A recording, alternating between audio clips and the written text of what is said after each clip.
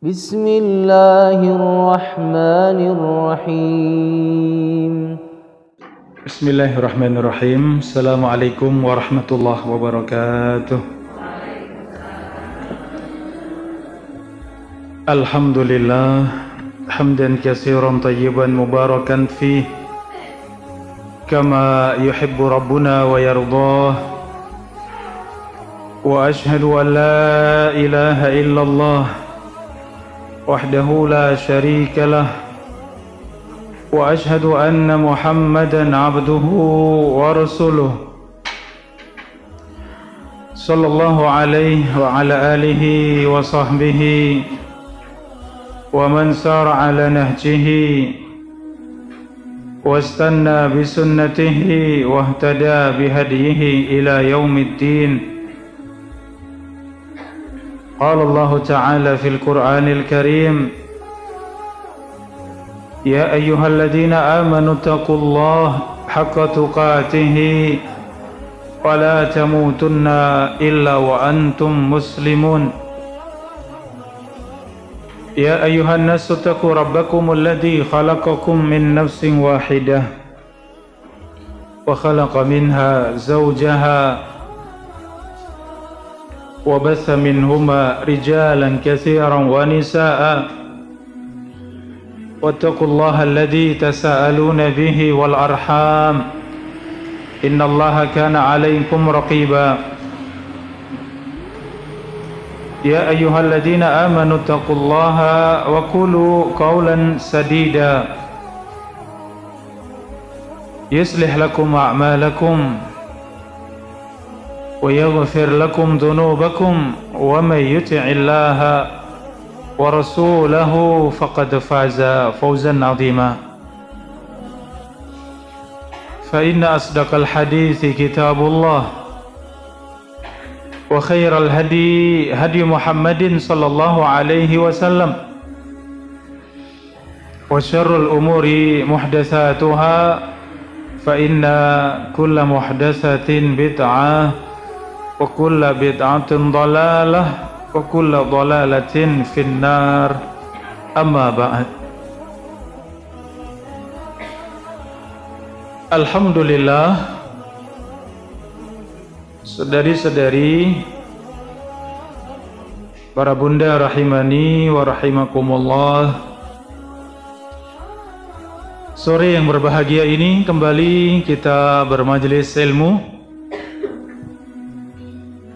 Kita memohon kepada Allah Subhanahu wa taala, Allahumma 'allimna ma yanfa'una wanfa'na bima 'allamtana wa zidna ilma. Ya Allah, ajarkan kepada kami ilmu yang bermanfaat. Berikan kami manfaat dari ilmu yang telah kami pelajari, dan tambahkan untuk kami ilmu. Saudara-saudari, para bunda rahimakumullah, sore yang mulia ini kita kaji bersama tafsir Al-Quran dari juz yang ke-30, juz Ammah. Kita sampai pada surat Al-Ma'un. Surat Al-Ma'un, di mana pertemuan yang lalu kita kaji sebelumnya surat Quraisy, dan sore hari ini kita kaji surat Al-Ma'un, ada di halaman 291 ya, dalam Sahih Tafsir Ibnu Katsir.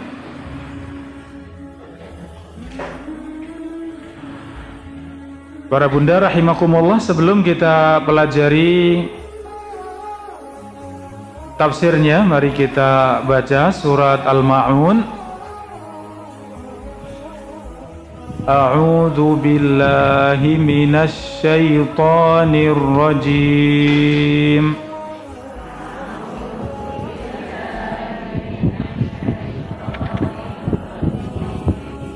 Bismillahirrahmanirrahim.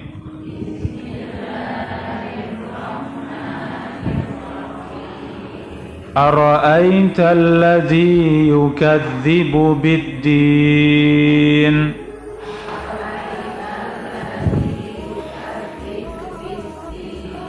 Fadzalika alladhi yadu'ul yatim.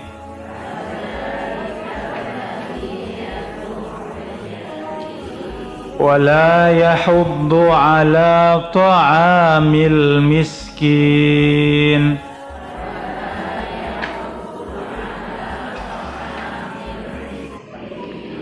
Fawailul lil musallin.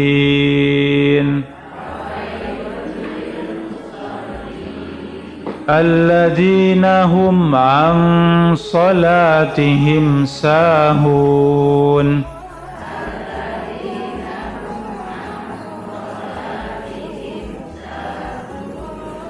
Alladzina hum yura'un.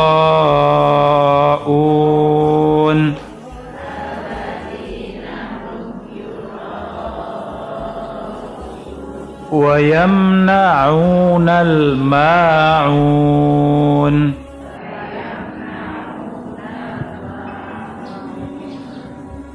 Ini saudari-saudari para bunda rahimakumullah, surat Al-Ma'un. Apa itu Al-Ma'un? Al-Ma'un adalah barang-barang yang bermanfaat, barang-barang yang berguna untuk orang lain. Dinamai surat ini Al-Ma'un, yang ketika ayat yang terakhir Allah sebutkan wa yamna'unal ma'un, dan mereka orang-orang yang mencegah dari barang-barang yang berguna, tidak meminjamkan kepada orang lain barang-barang yang berguna. Ya, ini ayat yang ke-7, wa yamna'unal ma'un, maka disebut surat Al-Ma'un, yaitu surat Makkiyah, surat yang Allah Subhanahu wa taala turunkan sebelum baginda Rasulullah sallallahu alaihi wasallam berhijrah ke Madinah. Surat Al-Ma'un surat yang ke-107 dari 114 surat. Di antara surat-surat yang pendek, surat Al-Ma'un memiliki 7 ayat. Bismillahirrahmanirrahim. Dengan menyebut nama Allah yang Maha Pengasih dan Maha Penyayang. Ara'aita alladhi yukadzibu biddin. Ara'aita, tidakkah engkau wahai Muhammad melihat alladhi yukadzibu biddin, seorang yang mendustakan agama ini. Fadzalika alladhi yadu'ul yatim. Siapakah yang mendustakan agama? Itulah seorang yang menghardik anak yatim, seorang yang menggertak anak yatim. Wala yahuddu ala ta'amil miskin. Siapa yang mendustakan agama? Seorang yang tidak menganjurkan untuk memberi makan orang miskin. Fawailun lil musallin. Maka celaka atas orang-orang yang salat. Alladzina hum an salatihim sahun. Siapa orang-orang yang salat yang celaka? yaitu alladzina hum, mereka adalah an salatihim, mereka melalaikan dari salat mereka. Ya, bukan lalai di dalam salat, tapi melalaikan salatnya. Beda ya para bunda. Lalai di dalam salat dengan melalaikan salat. Celaka bagi orang-orang yang salat tapi ia melalaikan salatnya. Alladzina hum yura'un, yang mendustakan agama diantaranya mereka orang-orang yang riya di dalam beramal, riya di dalam beribadah. Apa itu riya? Menampakkan amalan, menampakkan ibadah agar dipuji manusia, agar disanjung manusia. Ini riya. Wa yamna'unal ma'un. Kemudian ayat yang terakhir, dan mereka yang mendustakan agama, mereka yang mencegah orang lain untuk mengambil manfaat, untuk meminjam barang-barang yang ia miliki. Ini para bunda rahimani wa rahimakumullah, surat Al-Ma'un. Satu surat yang Allah turunkan di Makkah, yang mana umumnya dari surat Makkiyah menjelaskan tentang iman kepada hari akhir, berbicara tentang keimanan, berbicara tentang hari kiamat. Surat Makkiyah berbicara tentang surga dan neraka. Maka diantaranya ini surat Al-Ma'un bercerita tentang orang-orang yang mendustakan agama.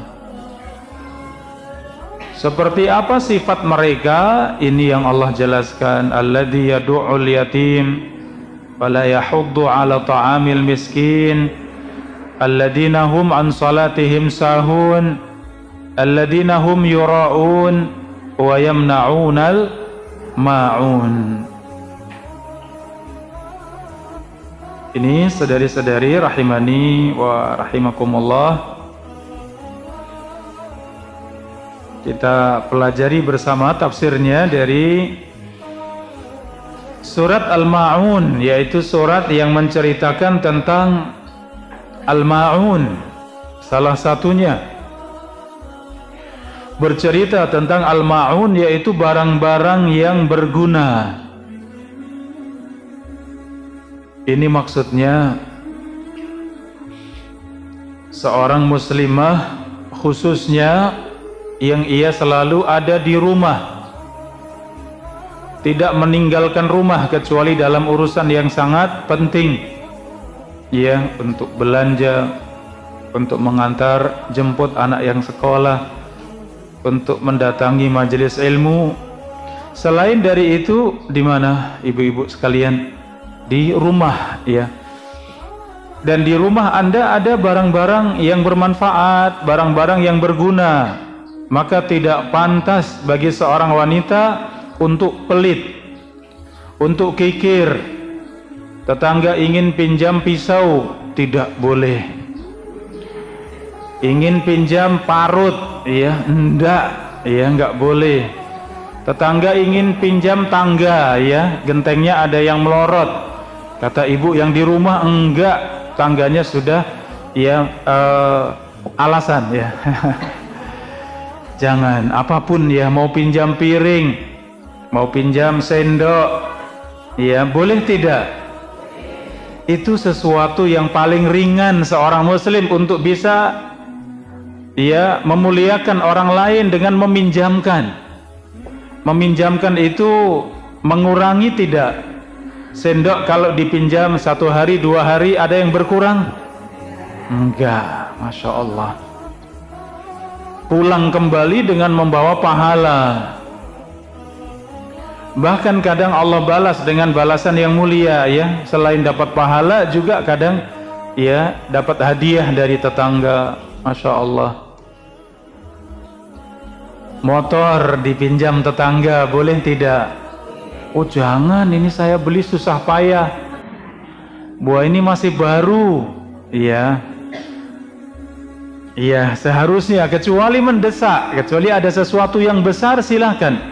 Tapi pada asalnya tidak boleh. Sampai Allah cela wa yamna'unal ma'un. Mereka-mereka yang mencegah, yang melarang barang-barang yang berguna untuk dipakai orang lain, untuk dipinjam orang lain. Ini bukan sifat orang yang beriman, bukan sifat seorang wanita yang muslimah. Mobilnya mau dipinjam, pripun, boleh tidak? Ya pada asalnya boleh. Ya kalau hati kita hati yang karim, hati yang derma, hati yang mulia. Ya. Ada seorang sahabat ya, selalu menawarkan saat kapan aja ada keperluan monggo mobil saya dipakai. Masya Allah, baik sekali. Ya, mau berapa hari silahkan sampai selesai pakai Ustaz katanya.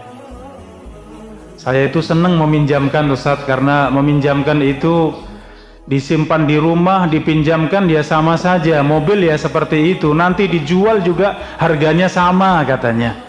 Masya Allah baiknya ya mendengar seperti itu. Masya Allah, ini orang berilmu kalau sudah bilangnya seperti itu. Yang umumnya, wah ini mobil pribadi, ini mobil jangan, nanti rusak, nanti lecet, nanti. Subhanallah, bahkan menawarkan, selalu pesan ya, pokoknya mau kemana saja pakai Ustaz.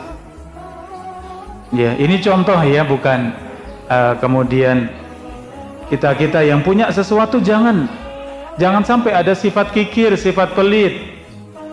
Kalau kita pelit kepada orang lain, bagaimana Allah balas? Al jaza min jinsil amal. Balasan Allah sesuai dengan amal yang kita kerjakan.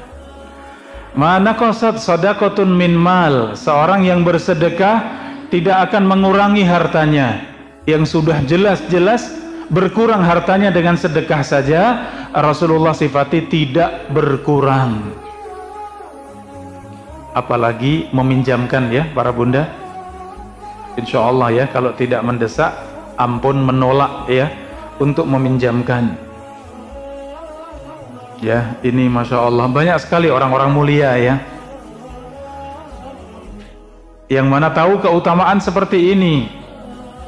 Ya mobilnya dipinjam, kadang mungkin halaman tetangga mau ada acara, mungkin mau nikahkan putranya, sehingga sebagian halaman kita dipakai atau untuk parkir atau untuk yang lain. Boleh tidak para bunda?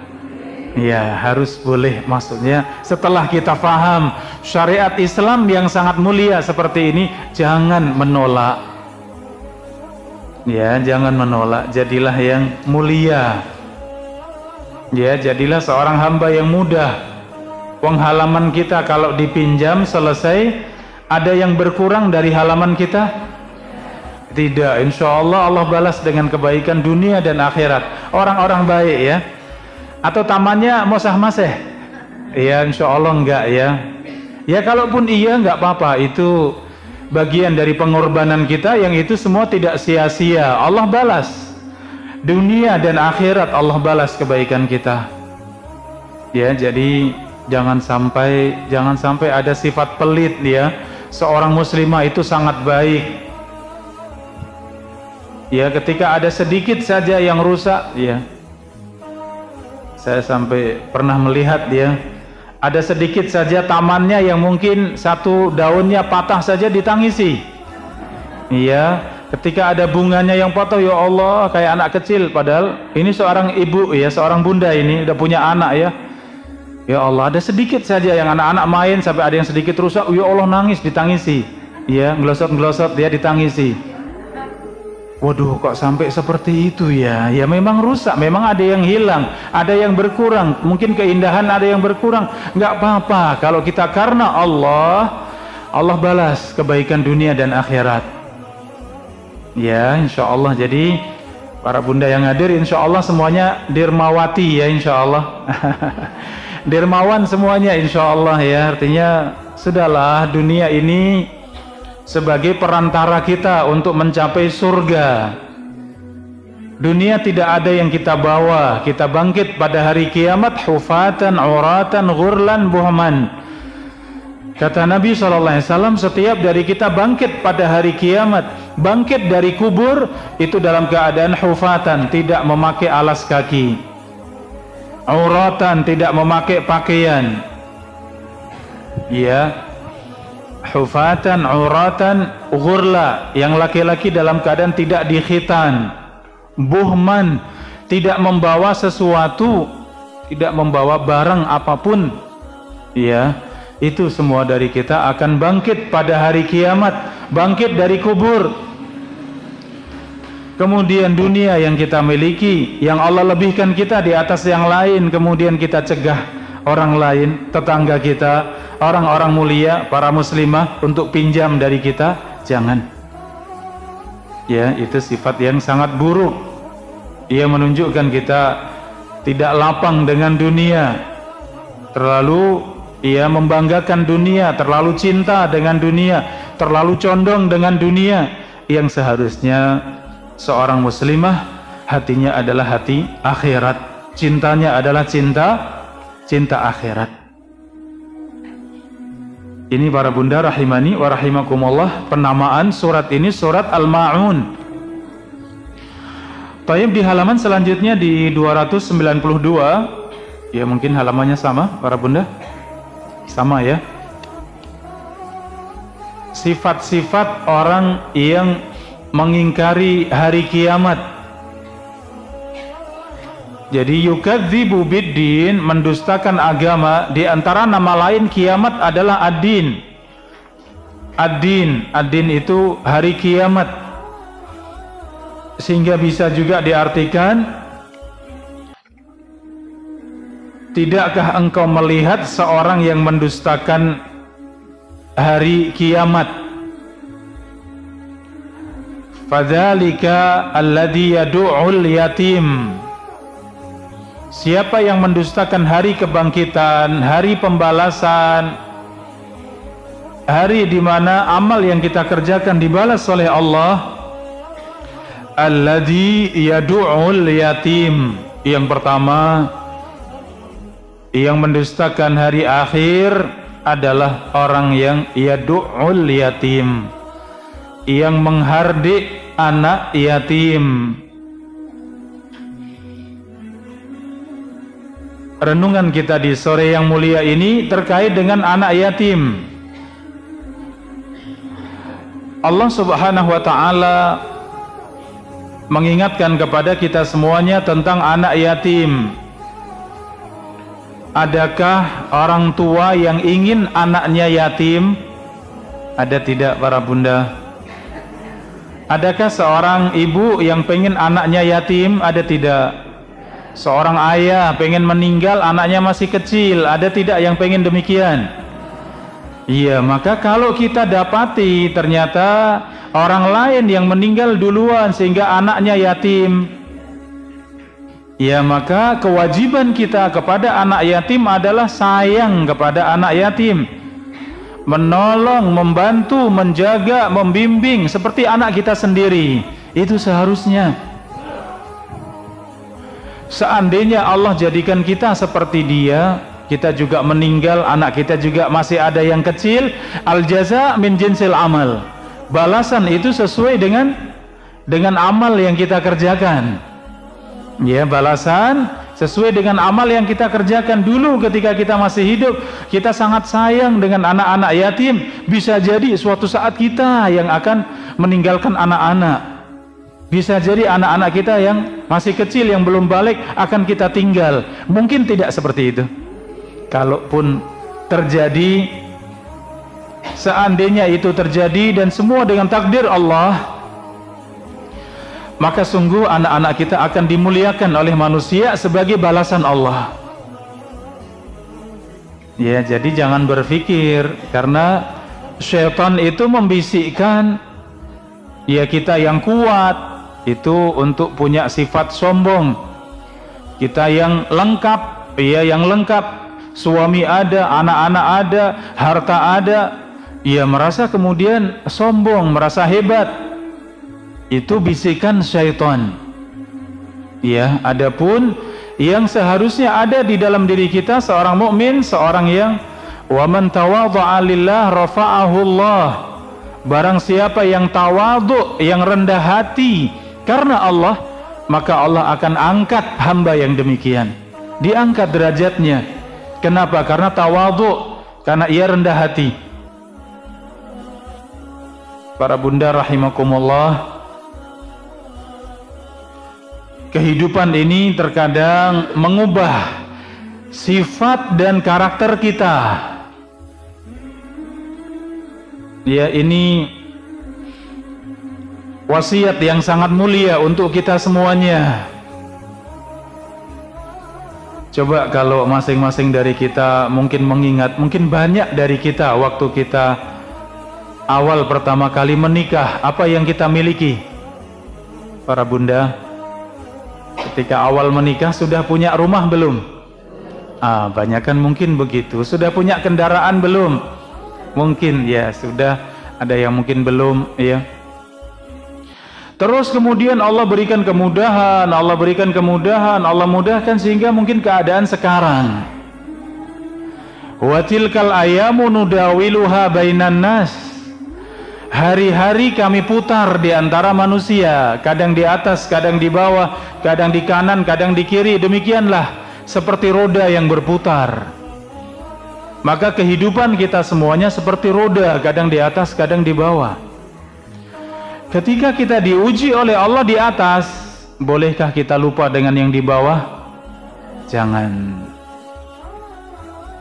Ya, jangan sampai itu seorang yang beriman, seorang yang berilmu, yang rajin duduk di majelis ilmu, maka bagaimanapun ujian dunia jangan sampai mengubah kita. Kalau dulunya santun, walaupun kaya raya tetap santun. Iya, dulunya Masya Allah baik dengan orang-orang lemah, ketika sudah menjadi orang yang sangat penting, sangat besar, tetap sayang dengan orang-orang yang lemah, tetap dekat dengan orang-orang yang lemah. Sikapnya, gayanya, gaya bicaranya tetap santun, walaupun sudah menjadi orang yang sangat besar misalnya. Ternyata ini kadang mengubah, iya tidak? Nah, ini yang perlu kita renungi, para bunda rahimakumullah. Ini juga wasiat untuk anak-anak kita. Monggo ingatkan. Nah, kamu dimanapun posisimu, ya, kamu sukses seperti apapun, jangan lupa. Tetap karakter harus sama, sifat harus sama, akhlak harus sama. Jangan sombong, jangan bicara yang besar, bicara yang muluk-muluk. Lupa dengan orang kecil, lupa dengan orang-orang yang dulu berjasa dalam kehidupan kita. Ingatkan yang seperti itu. Ya, ini perkara yang sangat penting yang harusnya kita sebagai orang tua kita mengingat semuanya, karena kehidupan ini ya sangat mengubah kita, kecuali kita berpegang kepada akhlak mulia, berpegang kepada sunnah Nabi SAW, maka terus kita terjaga dengan akhlak mulia. Ya, Masya Allah, saya jumpa dengan banyak orang-orang sukses dalam masalah dunia, tapi Masya Allah masih tetap sangat tawadhu, sangat rendah hati, bicaranya sangat santun. Masya Allah, ketemu orang seperti itu terenyuh saya. Iya, artinya subhanallah, dunia luas sekali, tapi santunnya Masya Allah, bicaranya lembut, bicaranya baik, menghargai, menghormati, memuliakan. Masya Allah, luar biasa. Ini yang benar-benar diuji oleh Allah dengan dunia yang dibuka sangat luas. Iya, tapi orangnya Masya Allah santun sekali, baik sekali, memuliakan orang lain. Subhanallah, ini yang luar biasa. Umumnya ketika dikasih dunia yang sangat luas, mungkin ya yang Allah kisahkan dalam Al-Quran seperti Qarun, seperti Fir'aun, Haman, ya orang-orang yang besar dengan dunia, sudah sangat angkuh, sangat sombong, karena memang seperti itu. Ia punya segala-galanya sehingga melihat yang lain, dia artinya sangat mudah untuk meremehkan orang lain. Ya, tapi kalau tetap terjaga sifat yang mulia, yang itu seharusnya setiap muslimah punya akhlak yang demikian. Dunia yang semakin maju tidak mengubah sifat kita, tidak mengubah akhlak kita, tetap santun, tetap mau menyapa, tetap mau menegur, dengan yang lebih tua tetap hormat. Subhanallah, ini akhlak mulia ya para bunda. Insya Allah seperti itu, dan jangan lupa untuk kita ajarkan kepada putra putri kita semuanya, selalu ingatkan yang seperti ini. Nak, sesukses apapun, sehebat apapun dalam urusan dunia, tetap sifat tawadhu, sifat rendah hati ya, karena itu yang memuliakan kita semuanya. Allah Subhanahu wa ta'ala menyebutkan di dalam ayat ini tentang sikap kita kepada anak yatim. Ya, sikap kita kepada anak yatim. Anak yatim tidak punya ayah. Ya, seorang yang ditinggal wafat ayahnya ketika anak tersebut masih kecil, belum balik, maka disebut yatim. Kalau sudah balik, sudah hilang sifat yatimnya ya. Insya Allah semua yang hadir tidak ada yang yatim ya, karena sudah dewasa semuanya. Ya, karena ketika sudah balik selesai sifat yatimnya, sudah bukan yatim. Ya, Mbah Kakung yatim misalnya, Mbah Putri yatim, sudah bukan ya. Jadi anak kecil yang belum balik ditinggal ayahnya itu yatim. Maka anak-anak yang seperti itu Allah ingatkan, fadzalikal ladzi yad'ul yatim, yaitu seorang yang menghardik, yang menggertak, yang membentak, yang berkata kasar dengan anak yatim, yang bersikap kasar kepada anak yatim, itu yang diingatkan. Padahal seharusnya justru memuliakan, mencintai, membimbing, mengarahkan, membantu apa yang bisa. Anak-anak yatim kita ajari sholat, kita ajari baca Al-Quran, kita ajari adab dan akhlak, bagaimana adab ketika jumpa dengan yang lebih tua, bagaimana mengucapkan salam, bagaimana adabnya makan dengan tangan kanan, makan duduk ya, makan dari yang paling dekat ya. Demikian adab-adab kita ajarkan. Bukan anak kita itu ditinggal wafat ayahnya, tapi seorang muslim begitu cinta dengan anak yatim. Kata Nabi SAW, ana wa kafilul yatim kahataini, wa asyara bisababah wal wusta. Dalam hadis yang sahih, aku bersama dengan orang yang menanggung anak yatim seperti ini di dalam surga. Ya, antara jari telunjuk dan jari tengah, wa farraja bainahuma, sedikit direnggangkan seperti ini, kata perawi. Artinya jari jemari kita yang paling dekat ya ini diantaranya telunjuk dengan yang mana? Dengan jari tengah. Itu seperti Rasulullah dan seorang yang menanggung anak yatim. Maksudnya menanggung seperti apa? Menanggung apa yang kita mampu. Ya, menanggung yang kita mampu. Kalau punya harta, iya, punya sesuatu, punya yang dibutuhkan seperti masih sekolah, masih ya butuh untuk bantuan makan, apapun yang bisa kita berikan, perhatian kita kepada anak yatim, maka itu disebut kafilul yatim.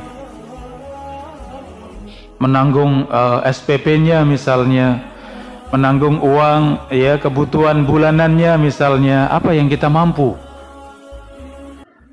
Ini jamaah rahimani wa rahimakumullah, sifat yang pertama, alladzi yad'ul yatim. Ketika Allah menguji, kadang anak yatim menjengkelkan. Pripun, ada tidak yang seperti itu? Kenapa sampai anak yatim kok menjengkelkan? Tadi banyak yang usil, banyak yang tidak benar, banyak yang ngajarin yang salah-salah. Ada yang ngajarin rokok, ada yang ngajarin mungkin nyanyi yang sembarangan, sikap-sikap yang tidak benar. Sehingga kadang karena tidak terjaga, mungkin masih punya ibu tapi ibunya mungkin sibuk mencari nafkah, sehingga anak yatim ya kesana kemari tidak jelas, kemudian ada yang usil. Lah ini, jadi sebenarnya bukan karena anak yatim itu pasti menjengkelkan, bukan ya. Banyak anak yatim yang baik, yang terjaga, terdidik, banyak yang baik ya. Sehingga kalau ada yang menjengkelkan, jangan menjadi alasan untuk sikap kita kasar, sikap kita ya tidak baik kepada anak yatim. Jangan sampai demikian, karena itu bagian daripada ujian Allah Subhanahu wa ta'ala. Sehingga kesimpulannya apa ini para bunda? Bagaimana sikap kita dengan anak yatim? Bantu semampu kita, apakah dengan harta, dengan bimbingan kita, perhatian kita, kasih sayang kita, apapun yang kita mampu. Ya kita panggil, nak kemari, ya mau nggak teh misalnya, minum sama ibu misalnya. Ya apa yang kita mampu, sini duduk ya, ada makanan nih, ada gorengan, ayo kita makan, sambil bercerita, sambil ditanya, sambil mungkin mengajari. Masya Allah. Ini para bunda rahimani wa rahimakumullah, kesempatan kita untuk meraih pahala dari jalan mana? Dari jalan kita berbuat baik kepada anak yatim. Wala yahuddu ala ta'amil miskin. Yang kedua, dan tidak menganjurkan, tidak mendorong untuk memberi makan orang miskin. Sama yang lemah pertama adalah yatim. Seorang lemah yang kedua adalah orang miskin. Maka bagaimana sikap kita dengan orang miskin? Agar kita membantu dengan umumnya adalah ta'amil miskin, memberi makan orang miskin, orang yang tidak mampu. Di dalam surat Al-Fajr ayat 17-18, kalla balla tukrimunal yatim, sekali-kali jangan demikian ya, sehingga kamu tidak memuliakan anak yatim. Wala tahadduna ala ta'amil miskin, dan kalian tidak menganjurkan untuk memberi makan anak atau orang miskin. Sedekah para bunda rahimakumullah, yaitu sedekah dengan makanan. Dia bersedekah dengan makanan. Ini ibadah yang sangat mulia, ya, dimana ketika kita membahagiakan orang lain, ternyata balasan Allah, kita yang memberi itu lebih bahagia daripada yang menerima. Ini rahasia dibalik zaqa ta'mal iman, kata Nabi, akan merasakan manisnya iman. Man radiya billahi rabban, seorang yang ridho Allah menjadi Rabbnya, wabil islami dinan, ridho Islam menjadi agamanya, wabi Muhammadin nabiyan wa rasulah, ridho Muhammad sallallahu alaihi wasallam sebagai nabi dan rasulnya. Kata Nabi, zaqa ta'mal iman, maka pasti akan merasakan manisnya iman. Maksudnya manisnya beramal soleh, manisnya berbuat baik. Kita merasakan manisnya, indahnya membaca Al-Quran, indahnya salat malam, indahnya puasa sunnah, indahnya berbagi, indahnya bersedekah, bahagianya memberi makan orang-orang yang membutuhkan. Ini wala yahuddu ala ta'amil miskin, tidak menganjurkan manusia untuk memberi makan kepada orang miskin. Para bunda rahimani wa rahimakumullah, sifat mulia yang kedua adalah memberi sedekah, memberi makan kepada orang miskin. Di poin selanjutnya, para bunda rahimakumullah, fawailun lil musallin, berpindah kepada siapa yang mendustakan hari pembalasan, yang salatnya tidak benar, yaitu yang melalaikan salatnya. Alladzina hum an salatihim sahun, yaitu orang-orang yang melalaikan salatnya. Pada ayat ini tidak boleh kita membaca fawailun lil musallin, celaka bagi orang-orang yang sholat kemudian berhenti, selesai kemudian tidak baca kelanjutannya. Ini tidak boleh. Misalnya rakaat yang pertama kita baca ya fadzalikal ladzi yad'ul yatim wa la yahuddu ala ta'amil miskin, fawailun lil musallin, kemudian Allahu Akbar, kemudian ruku. Kemudian ruku, boleh tidak? Tidak boleh. Kenapa? Karena ini tempat bukan untuk berhenti. Tapi kalau berhenti sekedar membacanya, kemudian ambil napas, kemudian lanjut lagi alladzina hum an salatihim sahun, boleh tidak? Boleh kalau ini. Jadi yang tidak boleh itu berhenti kemudian tidak lanjut baca. Ini yang tidak boleh. Tapi kalau berhenti untuk mengambil nafas kemudian lanjut kembali bacaannya boleh, sehingga tidak wajib untuk sambung fawailun lil musallin alladzina hum an salatihim sahun. Tidak harus demikian. Boleh fawailun lil musallin kemudian bernafas alladzina hum an salatihim sahun. Ini boleh. Ya, yang tidak boleh tadi berhenti tidak melanjutkan bacaan, ini tidak boleh. Siapa yang celaka dengan sholatnya, yaitu orang-orang yang melalaikan sholatnya.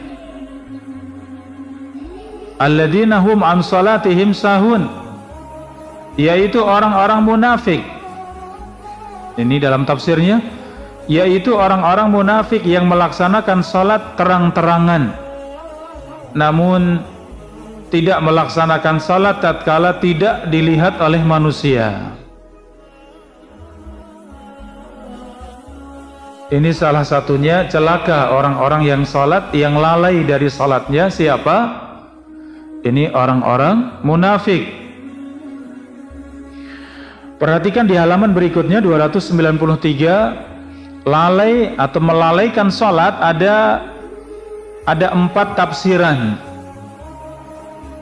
Tafsiran yang pertama yaitu lalai tidak mengerjakan di awal waktu. Maksudnya menunda-nunda sholat sampai mendekati habis waktu sholat. Ini disebut melalaikan sholat. Sholat subuh kalau sudah mendekati matahari terbit. Sholat duhur kalau sudah 2:30. Ya. Sholat maghrib kalau hampir tenggelam matahari. Ya, ini fawailun lil musallin. Untuk tafsir yang pertama, celaka orang-orang yang sholat, yaitu yang melalaikan sholatnya sehingga mengakhirkan dari waktunya. Tafsiran yang kedua, siapa yang melalaikan sholatnya, yaitu yang sholat tidak menunaikan rukun dan wajibnya sholat. Ya, di dalam sholat ada rukun-rukun di dalam sholat, ada wajib-wajib di dalam sholat. Alhamdulillah sudah kita pelajari. Kalau itu tidak dilaksanakan, ini disebut dengan wailun lil musallin, celaka orang-orang yang sholatnya tidak benar, sholatnya meninggalkan rukun dan wajib di dalam sholat. Kemudian melalaikan sholat yang ketiga, tafsirnya adalah yang tidak khusyuk di dalam sholat, yang tidak menjaga khusyuk di dalam sholat. Maksudnya tidak menjaga, pernah kita sampaikan para bunda rahimakumullah, minimal khusyuk di dalam sholat itu kita berusaha, kita bersungguh-sungguh menjaga khusyuk. Digoda syaitan kembali khusyuk lagi, digoda syaitan kembali khusyuk lagi. Ini tidak termasuk celaka orang-orang yang sholat. Tapi yang di dalam sholatnya benar-benar melepaskan dirinya bersama dengan syaitan, Yang diingat hanya takbiratul ihram, Allahu Akbar, tahu-tahu assalamualaikum warahmatullah. Tidak perhatian dengan khusyuk sama sekali, maka termasuk dalam wailun lil musallin. Celaka orang yang sholat seperti ini. Ia sholat memikirkan pekerjaannya, sholat memikirkan pasar, memikirkan barangnya, masakannya, dapurnya, rumahnya. Ia memang dilepas demikian, tidak ada usaha khusyuk. Ini yang tidak boleh. Tapi kalau sudah berusaha, alhamdulillah, Islam ini agama yang mudah ya. Jadi yang penting apa para bunda? Berusaha. Ya, yang penting kita bersungguh-sungguh, kita berusaha, cukup seperti itu sudah ada di dalam batasan minimal khusyuk. Karena siapapun yang sholat pasti digoda oleh syaitan. Siapapun. Dengan keimanan yang kuat, keimanan yang besar pun sama, tetap digoda oleh syaitan. Bedanya ada yang langsung melepas bersama dengan syaitan, ada yang berusaha, ada yang bersungguh-sungguh, ada yang melawan godaan syaitan, ada yang bisa untuk khusyuk di dalam sholatnya. Ini perbedaannya. Tapi minimal apa tadi? Minimal terus menjaga khusyuk. Digoda syaitan, kembali khusyuk lagi. Diingatkan syaitan dengan sesuatu, kembali khusyuk lagi. Itu minimalnya. Ya, kemudian yang terakhir, siapa yang lalai? Ia melalaikan sholatnya, yang tidak merenungkan makna bacaan di dalam sholat. Ya, jadi nomor 3 dan nomor 4 ini, ya, sebagian ulama menyebut tidak termasuk di dalam celaka orang-orang yang sholat. Karena maksudnya celaka orang-orang yang sholat, maksudnya adalah yang melalaikan sholatnya sehingga mendekati azan sholat berikutnya baru sholat, mendekati tenggelam matahari baru sholat. Itu yang pertama. Dan yang kedua, yang melalaikan dari wajib dan rukun di dalam sholat. Itu maknanya. Adapun yang kedua, tidak khusyuk. Lah ini setiap dari kita kadang tidak khusyuk, kita digoda oleh syaitan. Tapi ayo kita terus berusaha untuk khusyuk. Yang nomor 4 juga demikian. Kadang tidak khusyuk sehingga lupa dengan apa yang kita baca. Ayo kita kembali lagi. Sedang baca Al-Fatihah, renungkan Alhamdulillahi Rabbil Alamin. Dalam hati kita segala puji bagi Allah, Rabb semesta alam atau alam semesta. Ar-Rahmanir Rahim, Allah yang maha pengasih dan maha penyayang, selalu mentadaburi dengan apa yang kita baca. Subhana Rabbiyal Azim, maha suci Allah, zat yang maha agung. Subhana Rabbiyal A'la, maha suci Allah, zat yang maha tinggi. Demikian selalu merenungi yang kita baca. Itu khusyuk di dalam salat. Sehingga salat yang bagus itu yang kilat apa yang pelan-pelan. Yang pelan-pelan, yang khusyuk, yang tenang membersamai salat. Pikiran bersama salat, hati bersama salat, ya, semua anggota badan bersama salat, itu yang disebut khusyuk.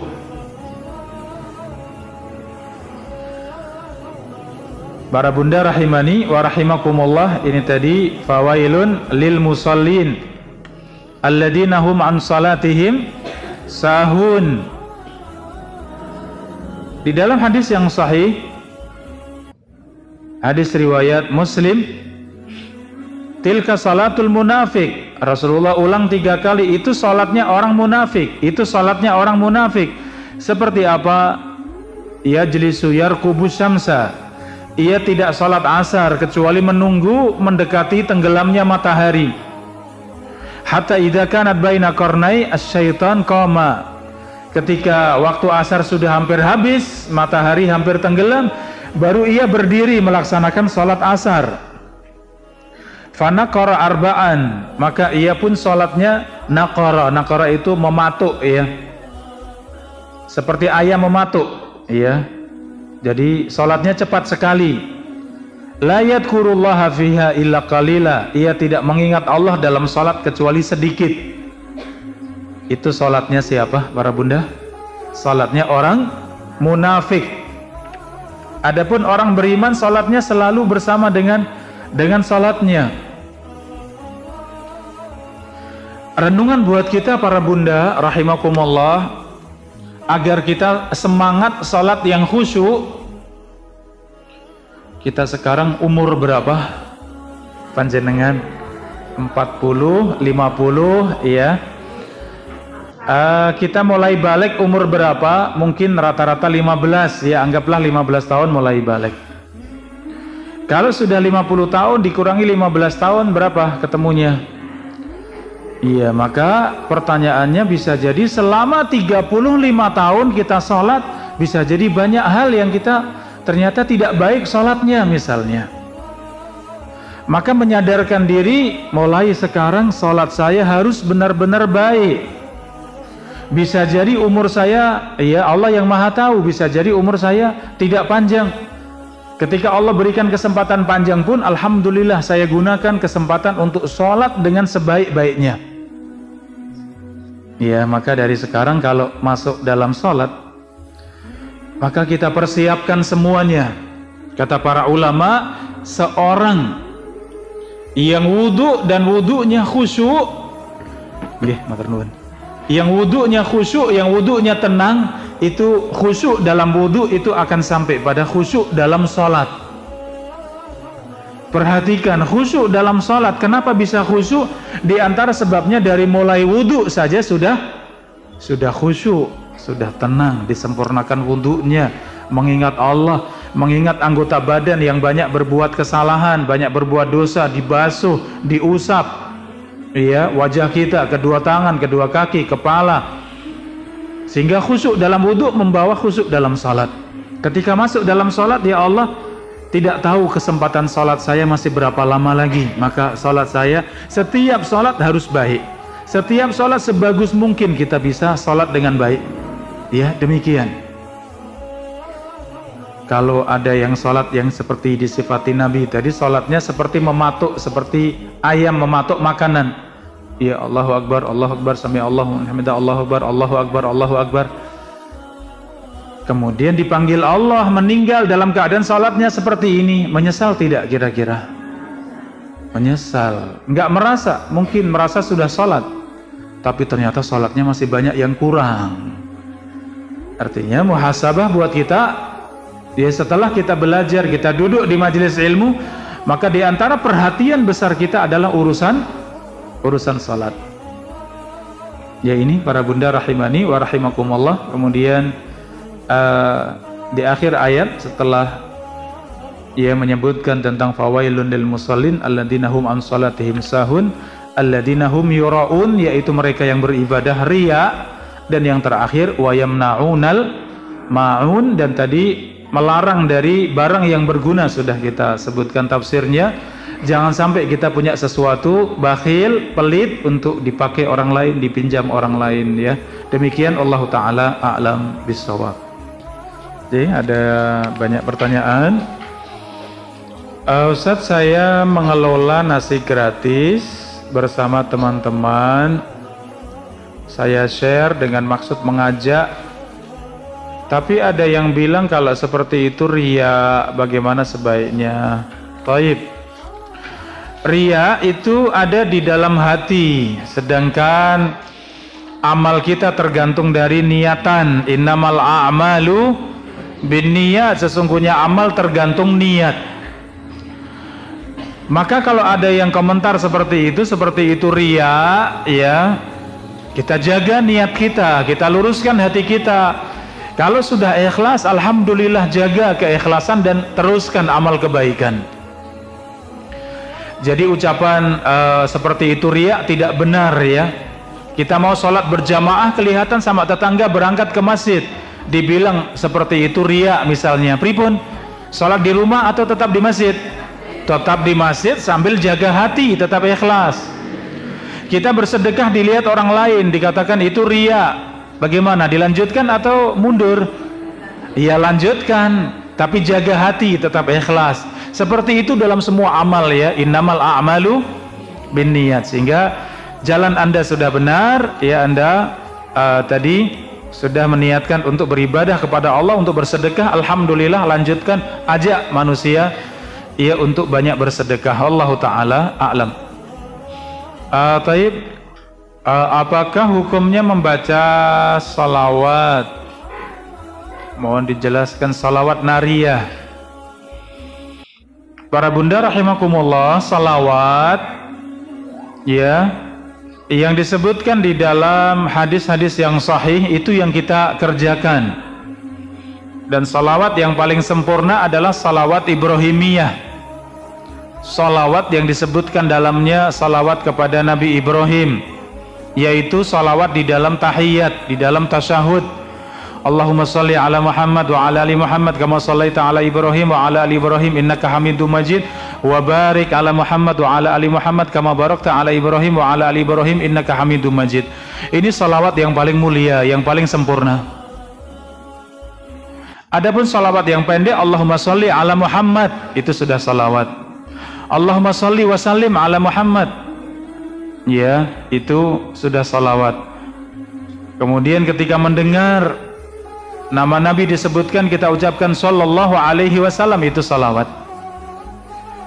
Bagaimana dengan salawat yang dibuat-buat? Para ulama menjawab, kalau yang dibuat dari salawat tadi artinya benar, maknanya benar, semuanya benar, silahkan, itu boleh.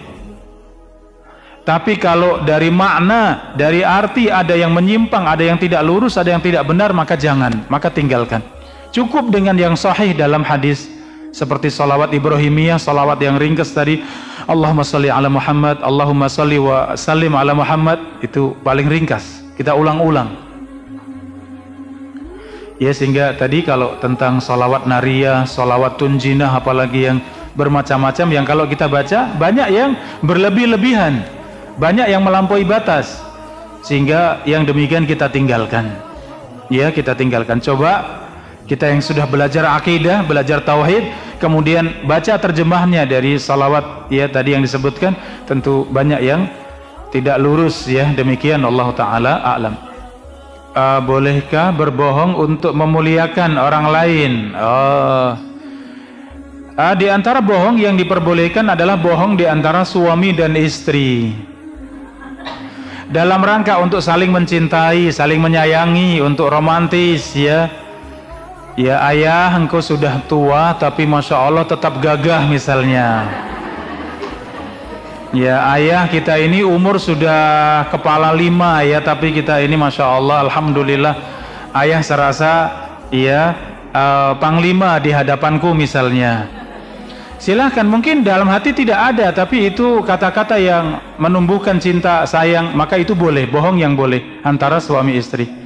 Tapi bukan bohong untuk yang tidak baik ya, agar bisa ya menjadikan yang batil menjadi hak, dan sebaliknya, ini tidak boleh ya. Jadi kalau suami bilang Masya Allah istriku cantik sekali, lebih indah dari bulan purnama misalnya, boleh tidak boleh, silakan. Masya Allah ibu pakai make up apa toh kok cantik sekali misalnya, boleh ya, itu antara suami istri. Adapun yang lain tidak boleh. Dalam keadaan mendesak ya, ada orang yang bersembunyi karena mau dibunuh, kemudian yang mau membunuh tanya, kamu lihat tidak si fulan? Jawab tidak lihat, boleh, karena mendesak ya. Tapi kalau sekedar dalam jual beli, dalam muamalah, dalam transaksi, jangan sampai berbohong ya, karena hukum asalnya adalah haram. Allah taala a'lam bishawab. Taib, apakah dengan banyaknya harta yang dimiliki bentuk kesuksesan? Mohon penjelasan. Harta tidak ada kaitannya ya, harta tidak ada kaitannya dengan kecintaan Allah sama sekali. Seorang dikasih harta ujian dari Allah, seorang dikasih miskin juga ujian dari Allah. Yang satu diuji untuk bersyukur pada Allah, yang satu diuji untuk bersabar. Sehingga jangan merasa ketika usaha kita mudah kemudian disayang Allah, bukan, tidak ada kaitannya. Disayang Allah kalau tambah dunia, tambah harta, kemudian semakin dekat kepada Allah, itu baru disayang Allah.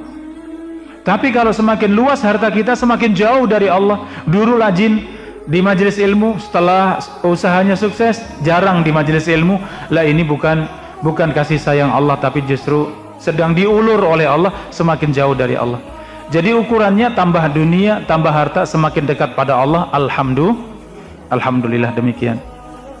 Tapi masih ada 2 pertanyaan, tapi waktu kita tidak cukup, kita cukupkan sampai di sini. Insya Allah yang belum terjawab, insya Allah di pertemuan berikutnya kita akan baca insya Allah. Demikian, Allah Ta'ala a'lam bisawab. Kita tutup dengan doa kafaratul majlis. Subhanakallahumma wa bihamdika asyhadu an la ilaha illa anta astaghfiruka wa atubu ilaik. Wassalamualaikum warahmatullahi wabarakatuh.